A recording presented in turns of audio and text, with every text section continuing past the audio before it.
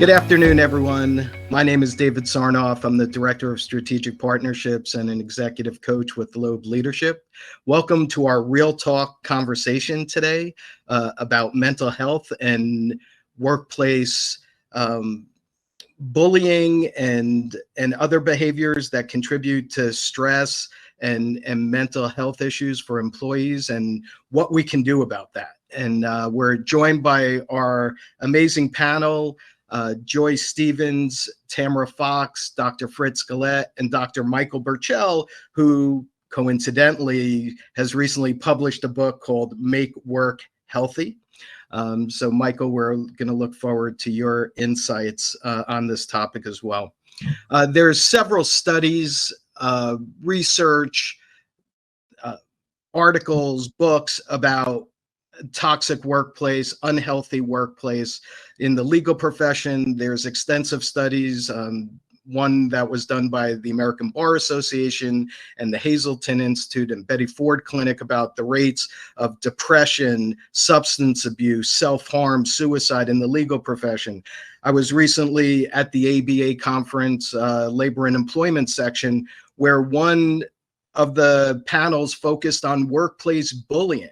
And I was surprised to learn that almost 50 million employees in the United States report being bullied, and over almost 30% of the workforce. And there's an institute called the Workplace Bullying Institute that's been around over 25 years. And they accumulated a lot of statistics and research on this. And over 65% of bullying was bullying from the manager or supervisor. Peer-to-peer bullying was about 21%, and bullying by subordinates of their managers was about 14%. So kicking it off, I'd like to bring in Dr. Fritz, and if you could just tell us what the result of these high stress, high pressure, highly intimidating workplace cultures, what's the effect on the mental health and well-being of employees? Workplaces have always been a place where we have an increased amount of stress, and a lot of the stress is natural, it's understandable, it's part of having to step to the plate and do the work that we do. But listening to some of the research that you're citing, you're talking about 30% of the population. Some of the research I've looked at, it's even more than that, that are citing that the workplace is not only stressful in a natural and expected way, but it's actually extra stressful in a toxic kind of way. And what our bodies and our systems do to deal with stress and then to deal with toxic levels of stress is it tries to accommodate, it tries to balance and manage, but we don't get a break from it. And nowadays, especially in a post-COVID world, we're not even working from 9 to 5 in these stressful workplaces, in these toxic workplaces.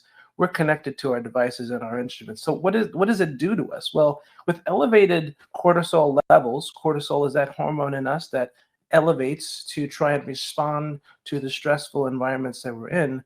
We don't get a break from it. And chronic exposure to elevated hormones that are there to balance our systems out and to help us respond can cause us to have an increased amount of physical illness, even opportunistic illness like the common cold or other illnesses that are out there. We're more susceptible to it. And then it has an additional impact on our physical being, affecting our energy, our ability to focus, concentrate.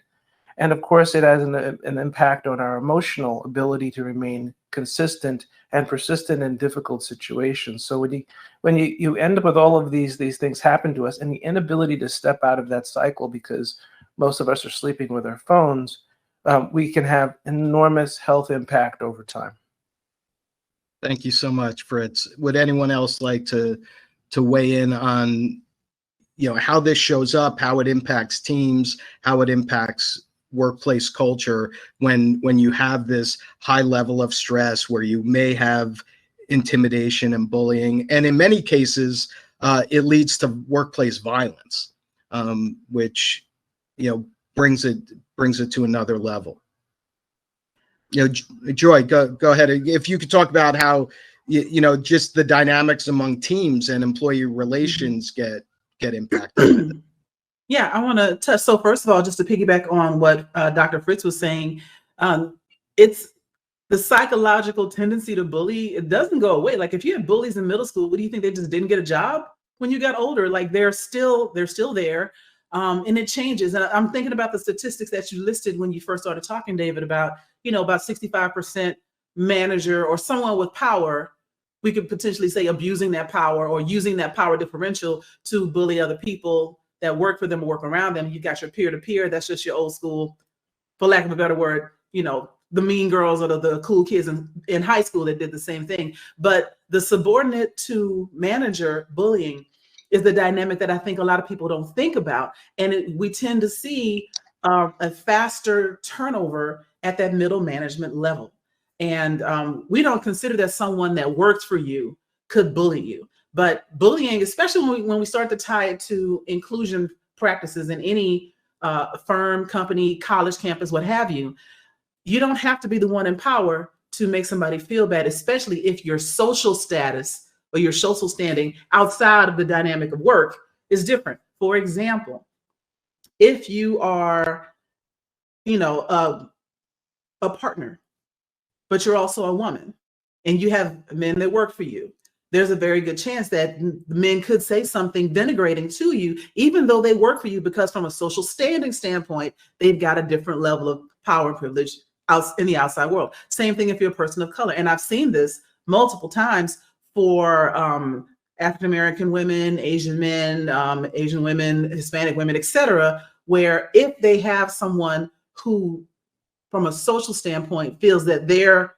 status is higher than their bosses, they will tend to not only be insubordinate, but sometimes do an end run around them to make them the problem. You give constructive feedback to your employee. Next thing you know, your employee has reported you for making them feel bad or what have you, challenging your competence, your ability to lead, etc., because there's a tendency to believe them because they sometimes identify physically with even higher levels in the organization. And that can be a catch-22 for anyone from a marginalized community that's in middle management. That was a lot, but I hope it was cognizant.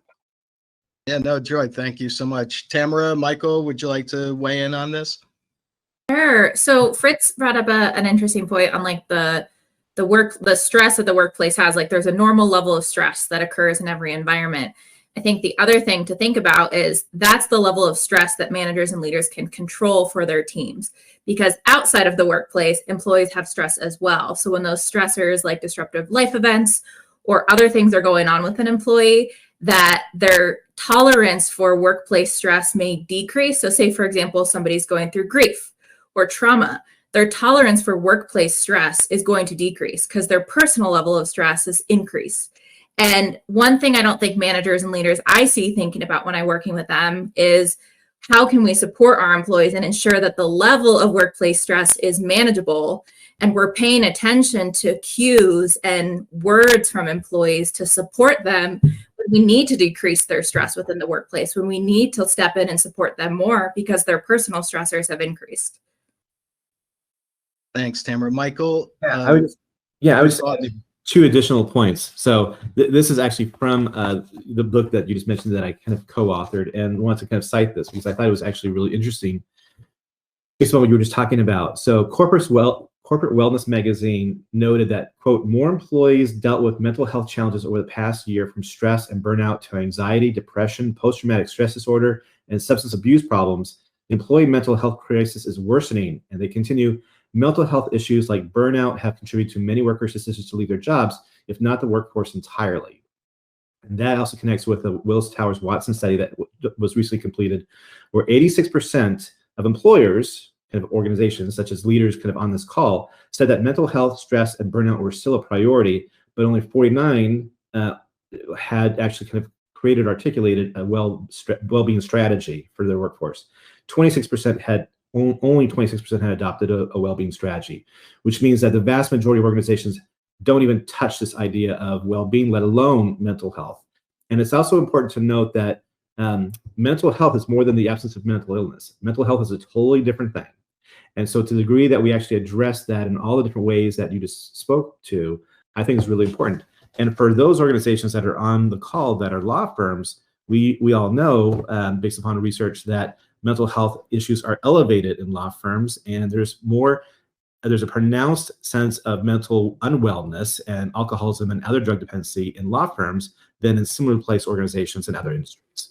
So that's a huge issue for folks to be able to be thinking about and addressing. Thank you, Michael. And to that point, are there other industries or job roles that are impacted more pronouncedly from a stress and health damage issue than others? So right now we're seeing a lot of that. Of course, it's always been the case that in military, that is a kind of a sure thing to be watch out. But also more recently, in the past year and a half to 2 years, healthcare consistently has been elevated as one of those industries where there's a lot of mental wellness issues that need to be addressed. And I'm remembering as when I was an emergency medical technician for a little bit, had many careers in my past, but I remember working closely with other EMTs and other medical professionals. We built into our work a process for processing what had just happened, because we recognized there was a need to process and to talk about what was going on. It's something we need to build into other industries as well, because frontline workers are people who are experiencing chronic stressors that are part of, let's say, the natural flow of things, like emergency service workers need a place to process. But within the legal profession, the idea of stopping to process the level of pressures we're under is not something that the industry was very much involved with, especially 10, 15 years ago when I started going into law firms. I was specifically asked not to talk about feelings or to get people engaged in processing emotions. Thankfully, now we are seeing an uptick in that effort. And when we do that work, it's actually helping. But the actual act of being able to do something about the stressors you're in, being able to manage, I'm liking Tamara's point there, is that being able to be in a situation to control the situations you can control within work, that is doable. And when you can do that, being in a space where you can control what you can control could help you manage the stress you're dealing with, even if you've got situations outside the workspace where you can't control things.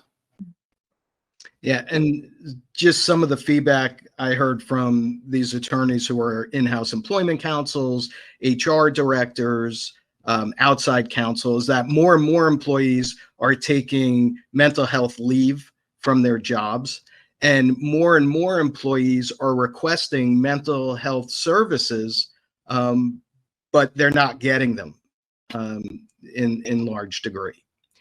Please, Ms. Stevens. Tamara, actually, did you have something to say? I can wait. It's a very quick point. I think to that point, David, that the performance decline, like when an employee's performance is declining, often a manager will just kind of step in and jump to a PIP or corrective action instead of having conversations with employees. And they have this reactive approach instead of proactively managing the employee's workload, proactively helping them through stress, proactively paying attention to other cues that are going on within that individual that may indicate there's other stressors outside of the workplace that are inhibiting them to perform. There's, again, a very reactive approach to managing performance, which I think is also seen there with, there's a decline in performance, the decrease in retention, all of those factors too as well. But Joy, go ahead. Sorry, I jumped in. No, not a problem. And I just wanted to touch on the stigmatization of mental health. We still struggle with that, not just in the United States, but in a lot of different countries where we have no problem letting someone take, 2 weeks off to go to physical therapy or take a sabbatical to have surgery, or, you have maternity leave, which has come a long way. So let's not discount all of those things. But from a physical standpoint, we can recognize when someone needs to take time to recover physically. From a mental standpoint, we still have this misguided and completely wrong idea that you can just play hurt, so to speak, with mental health issues, mental disease, for lack of a better way to put it. And so if someone says, I need to take a sabbatical, we are questioning their loyalty to the firm. If someone says, I need to take 6 weeks off, or I'm doing a personal growth journey, what have you, and this is important for my mental stability, we have a tendency to still look at them as weak or soft. If someone came and said, I need to have surgery and I'm going to be out for 3 weeks, we would get them cards and wish them well. But if they say, I need to take a month for my mental health, we question whether they're even a right fit for the firm. And additionally, David, you mentioned something earlier about needing time. Oh, was it Fritz? Needing time to process. I need time to process what has just happened. That was Fritz, Dr. Fritz. And the younger generation, like we'll just say the Gen Zs that are in the workforce already, they're not in high school anymore. They're 25. They have that vocabulary. I need to process this. I need to take time to process my thoughts on this. We also need to destigmatize how we talk about them, because we very often will use that language against them as if it is some sort of marker of them being ill-prepared or weak. They just have a better vocabulary for expressing what they're going through than we do. And we could learn a thing or two or five from them. Thank you so much, Joy. And just to touch on that, because I think generational issues or challenges arise across multiple disciplines and topics, but this is a particularly important one where I think we see that divide. And in one of the panels I attended, we talked about how the stress and tension and potentially bullying is not just peer-to-peer or within an organization, but can come from clients, can come from customers, and where associates or team members are dealing with abusive behavior and their senior managers or directors are telling them to just get over it. The client gets what the client wants, and the impact that has on somebody's ability and ability to collaborate and perform at a high level gets greatly impaired. Michael, did you want to add to some of the other things that Tamara, go ahead. I was just going to add to Joy's point too, of like she was saying, when somebody needs to get surgery, we jump in to support them. Whereas with mental health, we kind of take a step back and we're like, is this person fit for the role, or can they actually perform their duties? It's also larger than that. Sometimes I've seen a lot of organizations or managers are like, somebody needs this time for mental health and they're going to come back at 100. I'm sure Fritz could probably dig into the science behind this and dig deeper than I could, because I'm not a psychologist, but mental health doesn't just disappear. Like anything that anybody, like I know for me, we've had webinars on grief. I have PTSD. Stuff happens throughout my life that will trigger PTSD, that will trigger my grief, that will bring those things to the surface. So it's not so, black and white as far as, okay, I've taken my time off to support myself during grief and I'm going to be back and I'm 100%.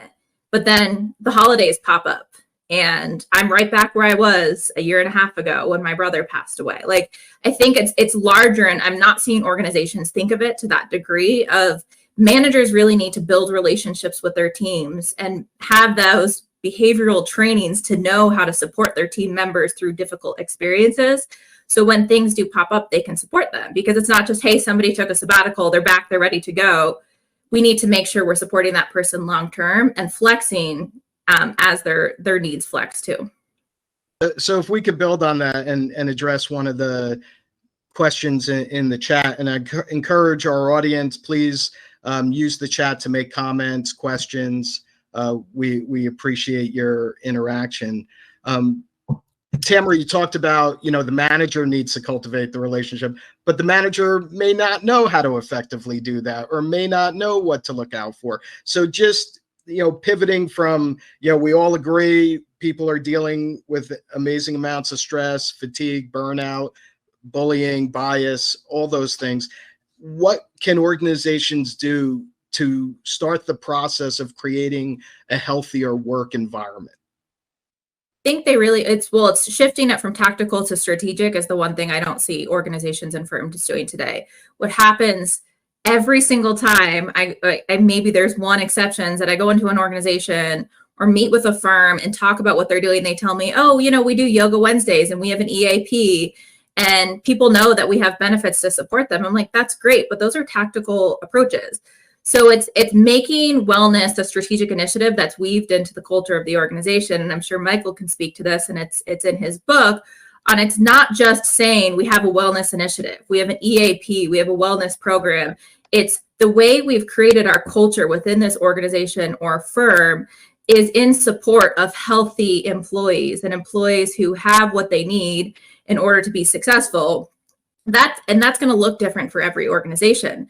That also starts with manager and leader training, because if managers and leaders don't know how to support their team members, no matter what initiative you do, it's not going to matter.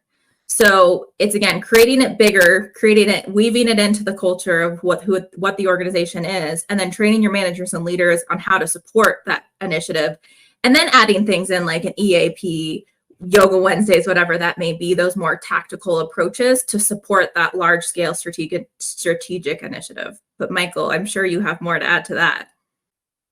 Yeah, thanks, Tamara. It's really interesting because I do think that when we take a look at mental health issues, there's a way in which most organizations take a very fighting disease approach. So part of what Tamara was talking about was kind of the issue around kind of small bore EAP programs, that kind of stuff, which are all very important, very tactical, very important. But the strategic shift is the mindset. And what I would say is, let me kind of give you an example of what I'm talking about. This is research that was done back in the 1930s and 40s. There was a doctor who was really interested in understanding kind of why some people came out of out of World War II with the Nazi concentration camps and actually were able to persist and do better than persist. Really had a resilient full life versus others that had a very hard, tough life after World War II. And what he discovered in the research was that there was two different ways of thinking about life and about health and wellness and disease. So one was a pathogenic approach, which is basically the absence of disease. Did you get your flu shot? And actually, that's a question. Did you get your flu shot yet? But then the other mindset was a salutogenic approach, which was like life-affirming, life-growing, life-shifting approach. And what he found was that those folks that actually had a salutogenic attitude or mindset did better than those that had a pathogenic or absence of disease approach. Most of our organizations have a pathogenic perspective. So this is very deep and philosophical, and I hope I'm not losing folks, but the pathogenic approach to organizational development is like, how do we actually make sure that our people come in and they're not sick? How do they show up so that in fact we can actually get the product out the door, right? Rather than a salutogenic approach, which is like, how do I actually grow my people? Because if I'm able to focus on how do I ensure that our people have vitality and are able to flourish in the work environment, and at the same time have healthy organizations where the organization can work towards its people and make sure that's sustainable in terms of that organizational health, then we're talking about a very different way of thinking about organizations. And so when you have that mindset, then you can focus on kind of how do we talk about it, how we communicate, how do we articulate what wellness looks like in our organization. How do we actually think about kind of making sure that we have the right role models that are doing the right things with our managers? How do we ensure that we actually have the right training and equipment and tools, right? So the training that Tamara was talking about. And then how do we actually have the right processes, policies, programs, protocols to ensure that people are actually able to, and accountability structures to support that process. But absent the mindset, it's really hard because it goes to what Tamara was talking about. It's like these little kind of notification on your Outlook, rather than a bigger perspective around how do we actually create healthy, aligned organizations with healthy individuals. And the last thing I'll say real fast is that you can't have a healthy organization and unhealthy individuals. It doesn't work that way. You don't ever see that. And it's really tough to have healthy people in an unhealthy organization. You'll have them for a little while, but then they'll probably leave. What you want is you want to figure out how to have healthy people in a healthy organization. And mental health is about how actually people show up to work. So with that, I'll stop and defer to my colleague.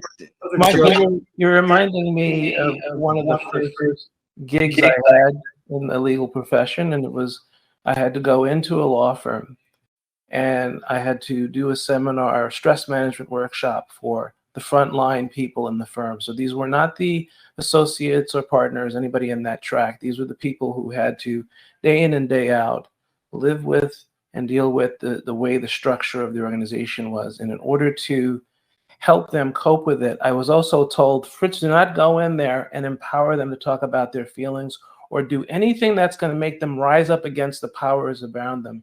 You just have to help them cope. And so what you're reminding me of, both what Tamara's comments and yours are reminding of, is that part of this strategic approach needs to change mindset and be woven into culture.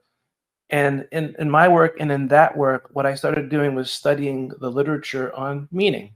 Meaning, I was reading Viktor Frankl, Search for Meaning.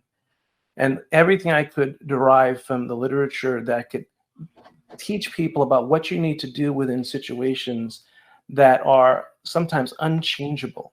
I had to do research on what it's like to survive being in a concentration camp, what it's like to survive being in prisons. This was the work I was doing in order to be able to help people that were in law firms but couldn't change the structures that were being, put upon them. And so since we have people on the call here who are not just part of that frontline staff, but you're part of leadership and management, if we can infuse into our cultures, we're often saying something at Loeb here, which is we're trying to do work on people, practices, and policies. Get this stuff woven into your culture. Get this stuff woven into your relationships with one another, the way that you envision acting on the mission to try and treat people like the most valuable assets in your arsenal. When we do this sort of work, when we do a yoga on Tuesdays or Wednesdays or whenever we do it, people will feel a genuine connection between the actual strategic thing that we do and the overall mission and intention that is coming out of the pores of the people that are leading the cause. Mm-hmm. Just Joy, did you want to weigh in? So many things I want to weigh in. Not half of what I was going to say, but I'm just building on that idea of the culture that you have to cultivate. It's so a one and done is not going to get it. You can't just, from a physical standpoint, you can't just go get a dental checkup in 1997 and then think that your heart is going to be fine in 2023. There's a whole lot. Each part of your body needs to have some level of maintenance, and your brain, your mind, your emotions is no different. I want to mention the phrase generational curses, not from an individual marginalized community, because each community has their own generational curses that they deal with. If you understand what that means, or if you don't, you can have ideas, traditions, sometimes toxic ideas and traditions that are passed down from great-grandparent to grandparent, parent, and to child. It's like being afraid of dogs when you've never met a dog in your life, but your family is, or thinking a certain kind of way about money specifically, because this is what your family has been taught. And that can lead to you making the same bad decisions at your level, which is where the generational curse idea comes from. Just using law firms as an example. If you went to law school and you were abused in law school mentally, and I know a lot of you were, and then you bring this idea to the firm, not that you're going to do it, but that if it is done to somebody else, well, that's what I went through. So, and I turned out okay. And so everyone should be able to just, have thicker skin, just toughen up, just not be so sensitive.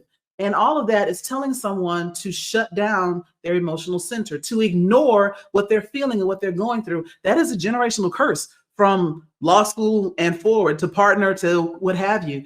That's another thing we need to get away from, is this idea of it was good enough for me, so it should be good enough for you. Every firm right now has cell phones. They provide laptops. They're doing hybrid work. All of this wasn't available 5 years ago, 10 years ago, 20 years ago. So this idea that we can still just suck it up like they did in the 60s.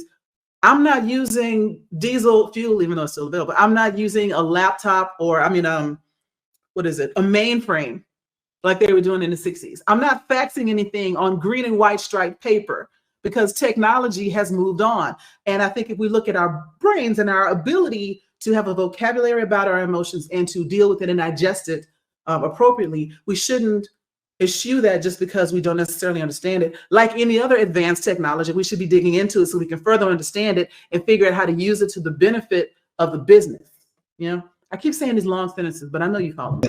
And you went back to the 60s, Joy. I could just go back to the 90s, which is a long time probably for most people on this call. But I remember being in that environment of looking back, just being expected to take it. And there was no HR to go to, and there was nobody to talk to about the person who kept you at work till 2 a.m. and you had to come back at 8 a.m. on a regular basis, and what that work schedule does to you mentally and physically. And for me, I know a lot of the stress and mental issues I dealt with did have a physical impact on me when it came to, having reflux or neck and back pain and stress. These things do morph into physical ailments. Mm-hmm. And so we've talked about culture and these high level programs. Fritz, if I could pull you in, if a manager, after listening to us so far, says, "Oh, I want to do something to help my team," what's one thing that they can start to do to address the impact of stress or unhealthy work environments? And also, I think it's in our title for today, but creating inclusive cultures is part of the remedy to dealing with this. The thing I would suggest, and we have to be careful, because a lot of times people will come off of something like this, or maybe we come in and we do a training or we did an intervention, and all of a sudden the managers turn on something that never was on before. That's going to seem genuine to people who've never received that kind of care before. But when people say that to me, I says, try to slowly, well, first take a step back and ask yourself, how much have I been doing around these issues? How much have I been paying attention to the well-being? Before you even do something, before you have an intervention, the doctor in me always says, let's do a little bit of an assessment, because if there's a person that you don't have much of a relationship with, just turning it on is going to freak them out. But now you observed, okay, this person walks in and out. Maybe I haven't have much of a contact with them. What can I do to slowly increase that level of interaction with them? Or how often have I had those meet and greets or those kinds of meetings that brings everybody together and just gets them talking about what's coming up for them? I've had managers say to me, "Fritz, you're a doctor, you're a therapist. I'm not supposed to go in there and do therapy." And I'm like, "Oh no, don't even try." But what you can do is go in there and see if you can increase the level of humanity and connection that you have. Because Tamara made this point before. What is your relationship with the people that you work with and manage? And if it's a distance relationship, it's a closed door relationship, can we open that door this week and next week? Can we leave that door open a little bit longer? Can we slowly over time increase the practices and the things that we're doing, so that when we start to speak to why there's been a shift, people believe it, because not only because we're saying it, but because we have walked the walk already. Thank you, Fritz. And Tamara? And just to add to that too, I love that Fritz said walk the walk, because one of the biggest things that managers can do is actually model that behavior to show that they care about well-being. And I know for me that comes a little bit different, or sometimes more naturally than for others. I'm a health and wellness coach, but even with my teams and teams that I've led, I tell them, like, I give them access to my calendar and I block off. I'm like, hey, this is when I'm working out, because that's for me what I need for my wellness. Or here's when I'm going to a doctor's appointment. I model, here's how I'm taking care of myself. I make it acceptable to do things and build my schedule, my personal needs into my schedule as well, while still meeting client needs.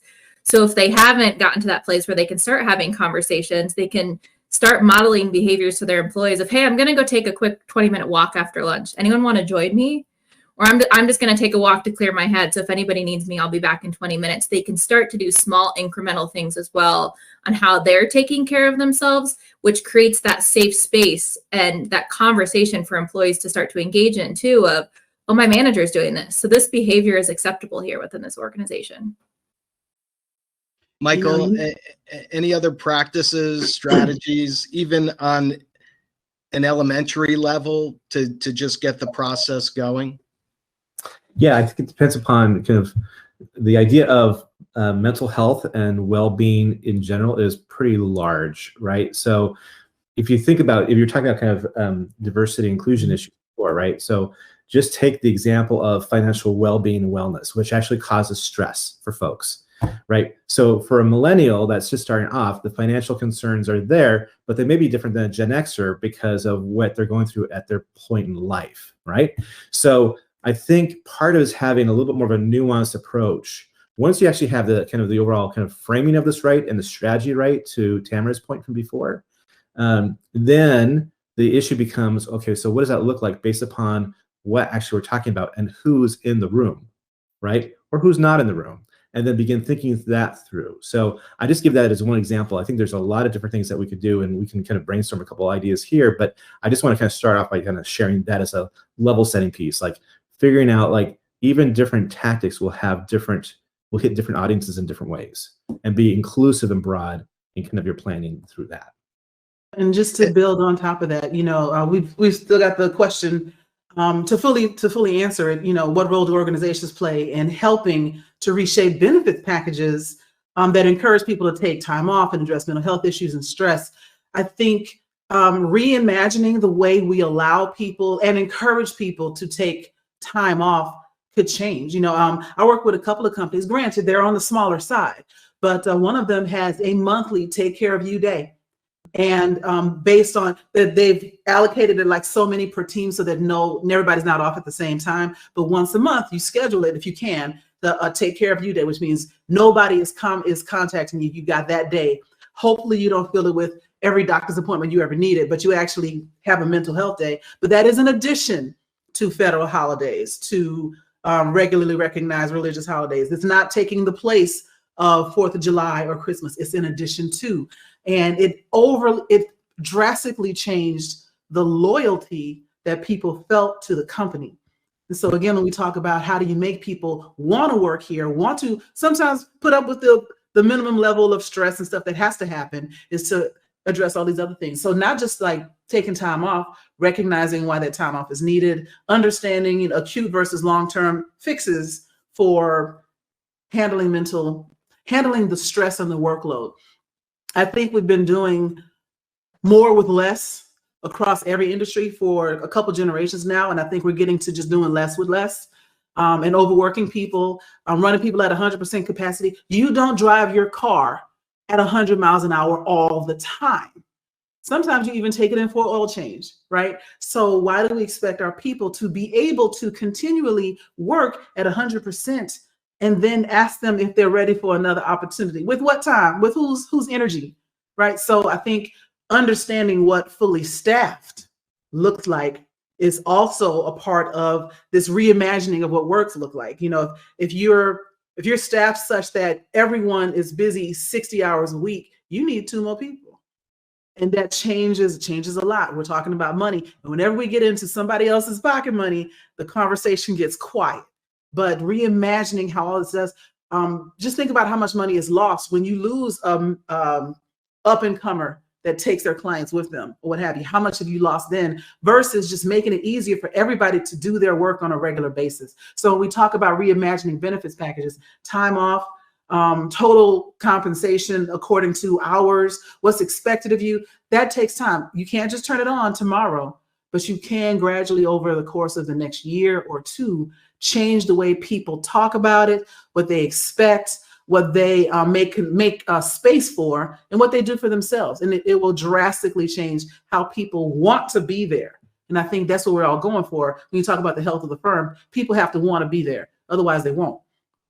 One underlying thing I think we're all saying, but not as so directly saying, is what I've seen, and especially having an HR background, is oftentimes this space of health and wellness or wellness initiatives, it's an HR problem or it's an HR initiative, where what we're really saying here is this is an organizational initiative. This leadership needs to be behind this and backing this and in support of anything you do. So if you're going to enhance your benefits package, if you're going to change your programs, leadership needs to be completely involved and completely bought into that, because it's an organizational thing. HR doesn't manage your employees.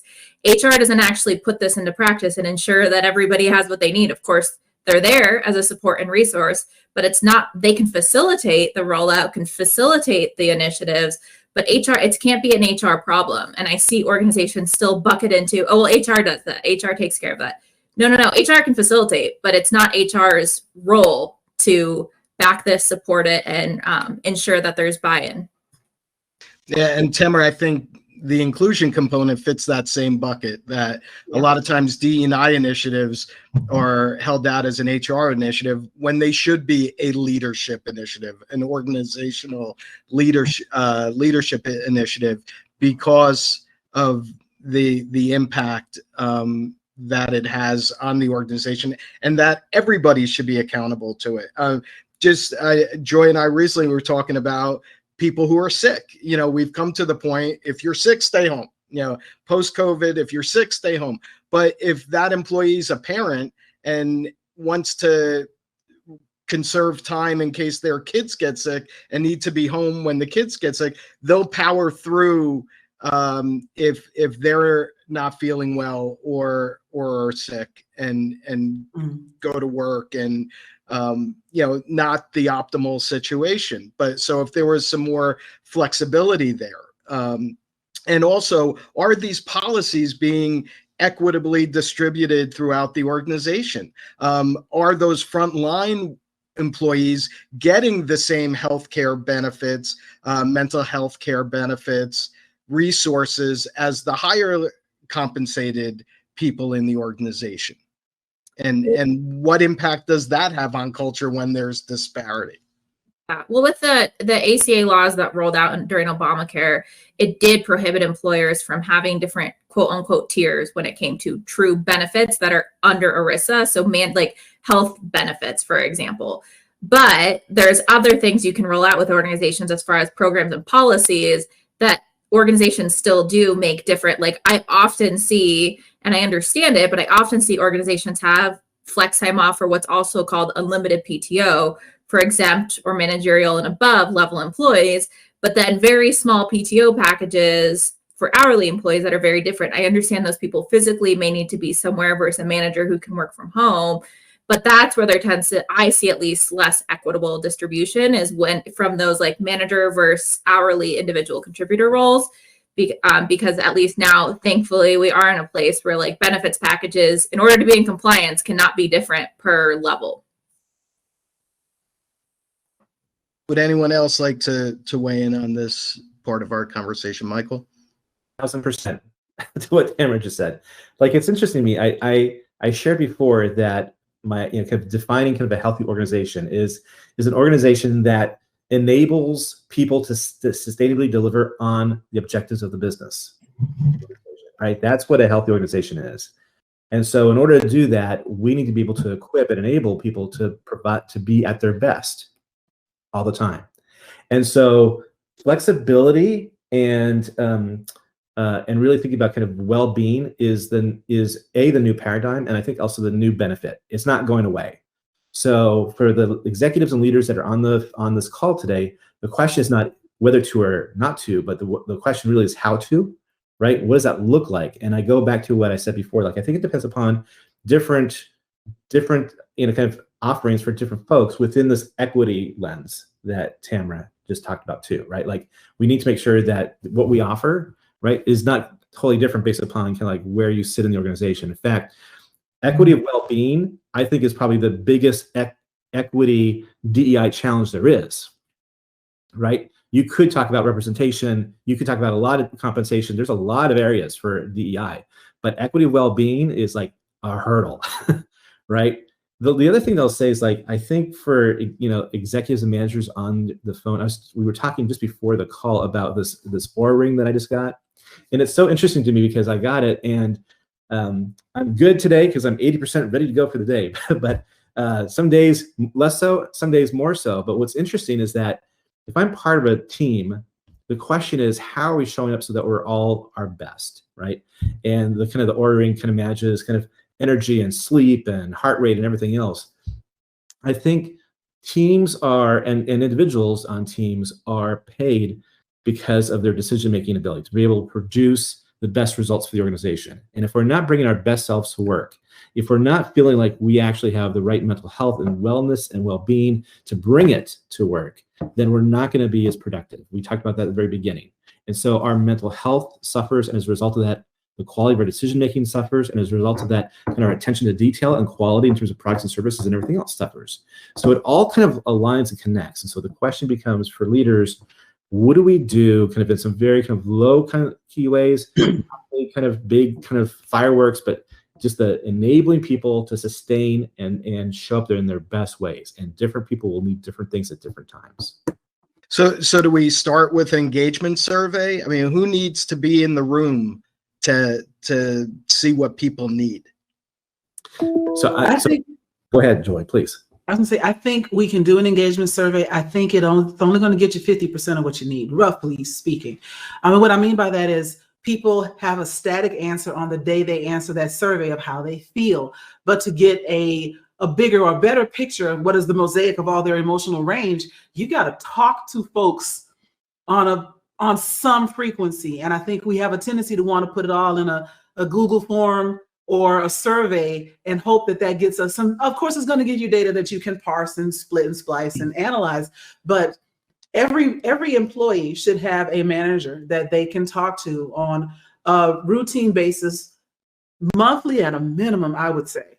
Quarterly, if you've got a real skeleton crew. But can we talk to somebody about our problems?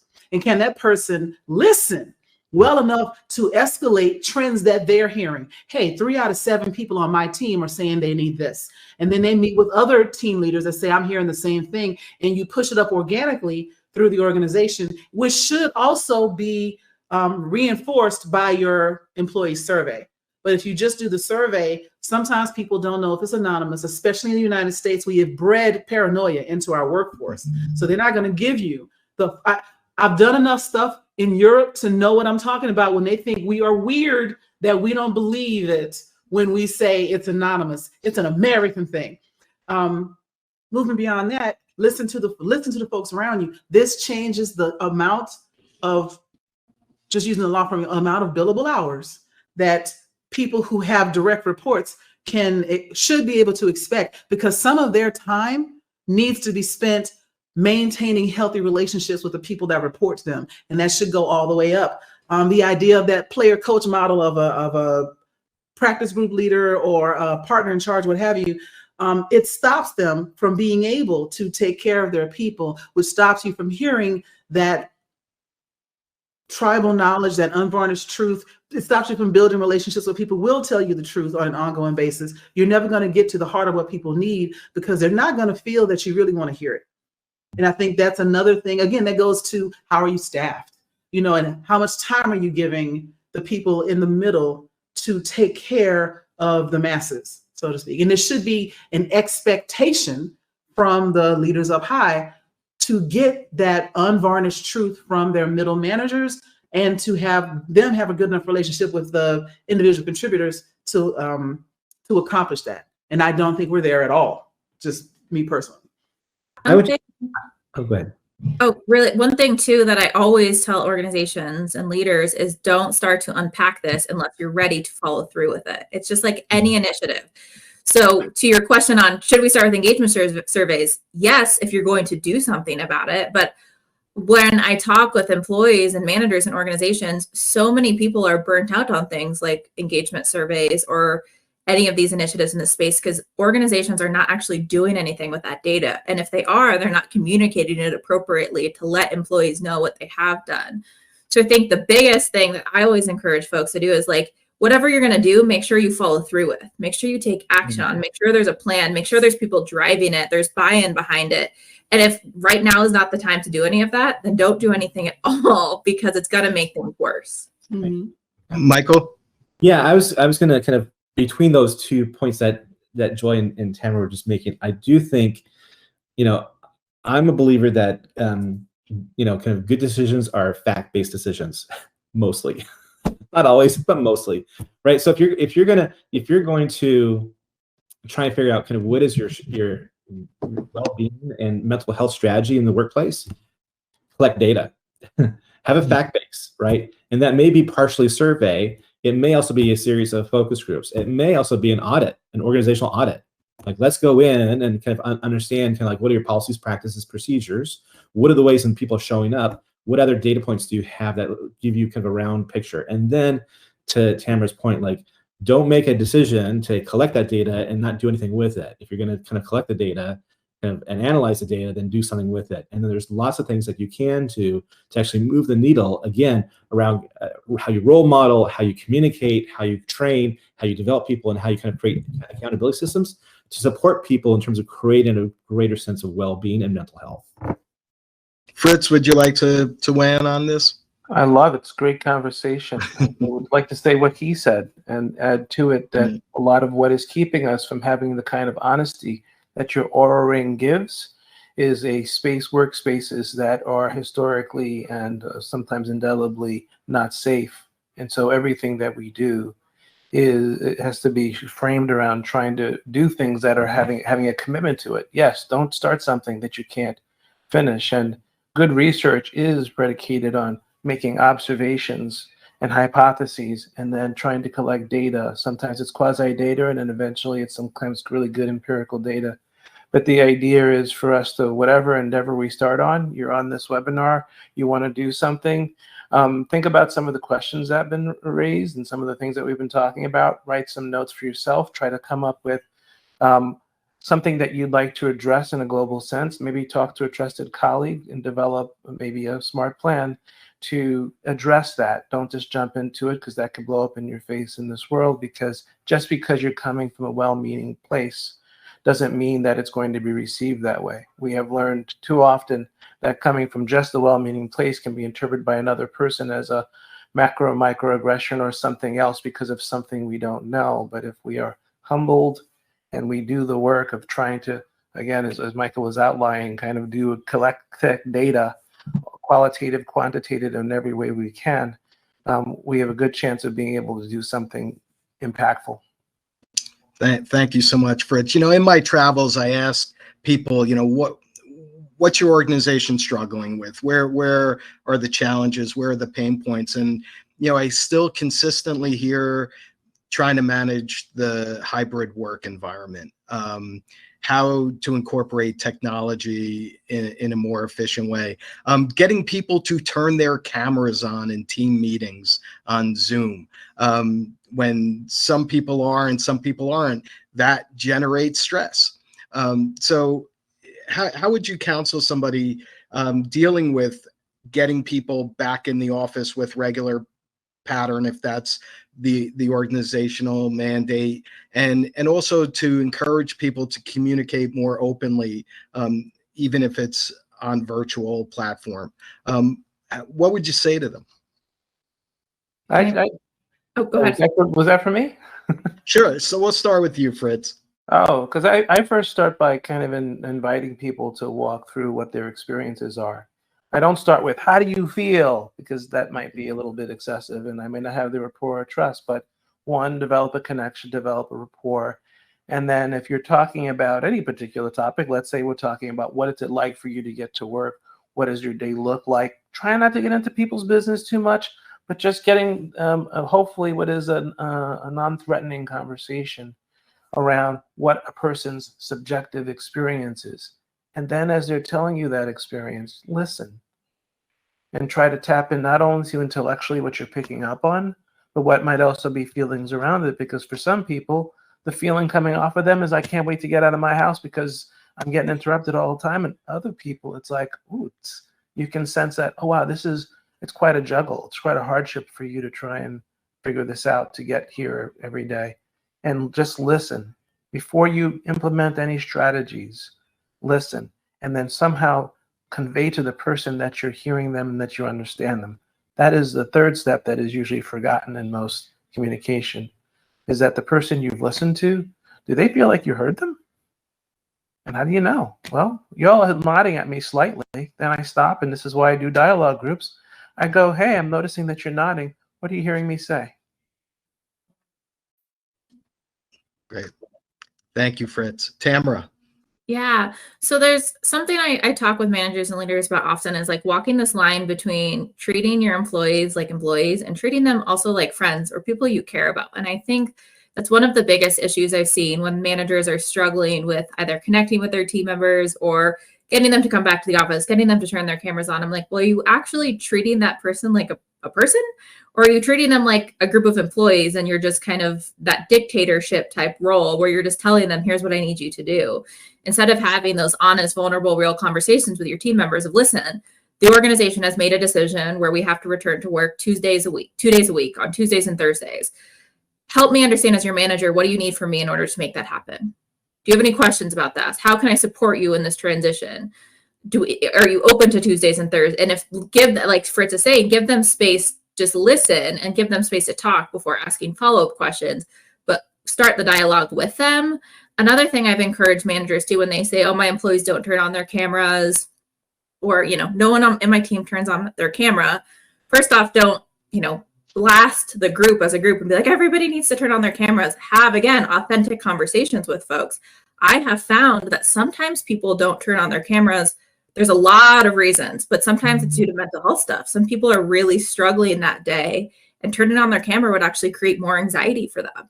Or they're dealing, their child is at home and they're in the kitchen making breakfast for their kiddo, so they can't have their camera on during that team meeting, but that doesn't mean they're not still present in there.